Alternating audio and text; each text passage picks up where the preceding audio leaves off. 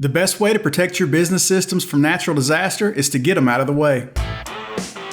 You're watching CCJ's 1044, a weekly webisode that brings you the latest trucking industry news and updates from the editors of CCJ. Don't forget to subscribe and hit the bell for notifications so you'll never miss an installment of 1044. Hey everybody, welcome back. I'm Jason Cannon and my co-host on the 1044 as always is Matt Cole. Hurricane season opened this month and it's supposed to be an active one. The National Oceanic and Atmospheric Administration says there's a 60% chance of an above normal season. That's 13 to 19 named storms expected, including 6 to 10 hurricanes and 3 to 5 major hurricanes. Whether it's a hurricane, fire, flood, or anything in between, natural disasters can cripple trucking operations in a lot of ways, including crippling a fleet's technology infrastructure. Moving business-critical systems off-site can help fleets get back up and running quickly, even if there's significant damage at their home terminal. There's a couple different models. Obviously, co-location facilities, so data centers, and co-location facilities offer a lot. You can use them as like an active passive, where basically you rent space from them. And so there's some really good co-location facilities, and then of course the cloud. A co-location facility gives a fleet a physical technology presence off-site that can be used to run live or used as a backup. A co-location facility is somewhere where you share data center space. So there may be a lot of different companies in there, and it's a data center where you share spaces. So picture a huge warehouse with 1,000 different companies, and you're all sharing space. And so you have a cage with your equipment. You have access to that cage. Whenever you want to go in there, you can go in there. They have teleco into that cage for you, and it's your cage, but it's their facility. They provide cooling and power. You provide the equipment.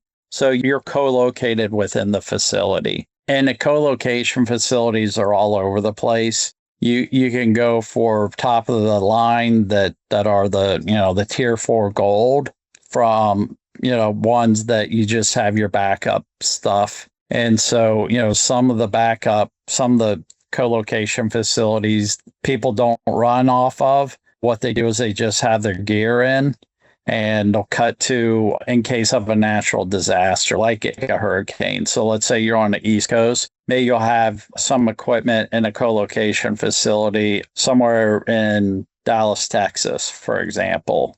There's a lot of co-location facilities, believe it or not, in Las Vegas.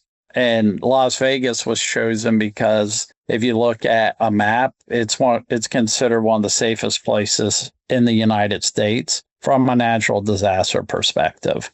And so I think co-location facilities are typically a very good option, especially for things like redundancy.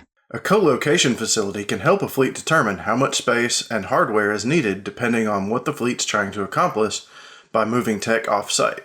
What you do is you tell them, you say, hey, this is how many servers that I have. And then they'll say, okay, this is how much cage space that you need based on your footprint. And then they'll spec that out for you. And then you determine the level of redundancy you need from a telecom perspective. What they do then is they have telecom space within the co-location facilities. They may have 2, 3, 4, 5, 6 or more, and depending on their status. And so they will provide all of that. They'll have backup power. They'll have the generators, the UPSs to keep the facility running. And then they'll give you a monthly price. And again, you can run live out of there, or you can just use that for redundancy. The other solution to moving technology off premises is one you're probably more familiar with, the cloud. I think a lot of people also take that and then create the virtual machines in the cloud.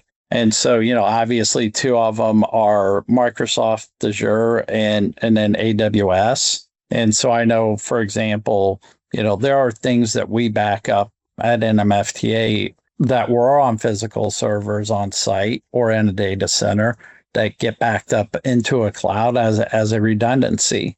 And like, for example, they'll have East Coast, West Coast. They'll also have things with outside the United States, but that can be used as redundancy. also is to back it up into the cloud. How a fleet should use its off-premises technology as a backup or operating live from it really comes down to what your fleet's capable of handling from a technology standpoint and what your IT budget is. I think there's pros and cons to both. It depends on the size of your IT staff and the skill set of your IT staff. If you have a smaller IT staff and your budget, if you have a smaller IT staff and maybe you're a smaller shop, I think cloud-based is the best way to go. If you have a bigger IT shop and you can do it, I think the colo is a better option. I think a lot of people are getting the servers out of their basement and starting to think about it. And this is, I mean, I've dealt with this before, not only hurricanes, but fires in California. I've had to cut over data centers because of fires in California, earthquakes in California, storms on the East Coast, Katrina. So I've had to, unfortunately, do things like this last minute several times. And the other thing to think about is how long can your downtime be? Do you want to go active or active passive? And so that's always the other thing. That means how quickly do you back up the data? Is it real time or is it every 15 minutes? So that also comes into play with your data strategy, backup strategy. What's your downtime determines your backup strategy, how often you back up your data. Do you go active, passive? So always something to also keep in mind. How real time do you have to be, and how long can you be down? So I know if you're a Schneider, you probably can only be down for 5 minutes. If you're, a smaller company, you can probably maybe you can be down for a couple hours. So, and what's your risk of data loss? All that comes into play. Joe did say that if your shop is technology challenged, cloud-based options might be the best solution for you because there's so many resources available to help. Backing up cloud-based would be best. And part of that is there's more resources to help you and to guide you. And if you needed to get some external help, there's more people to contractors and things like that to help you out. Both co-located and cloud-based solutions are pretty secure, Joe said, as long as they're configured correctly. They're both only as secure as they were configured. If they're configured properly, I think they're both secure, but they're both only as secure as they're configured. It's a different skill set, and I think that goes back to security. The skill set to set up and manage the on-prem is similar to the data center, but the skill set to set up and configure the cloud-based is different. So you got to make sure you have that right skill set to not only set it up, but also to configure it from a security perspective. That's it for this week's 1044. You can read more on ccjdigital.com. While you're there, sign up for our newsletter and stay up to date on the latest in trucking industry news and trends. If you have any questions or feedback, please let us know in the comments below. Don't forget to subscribe and hit the bell for notifications so you can catch us again next week.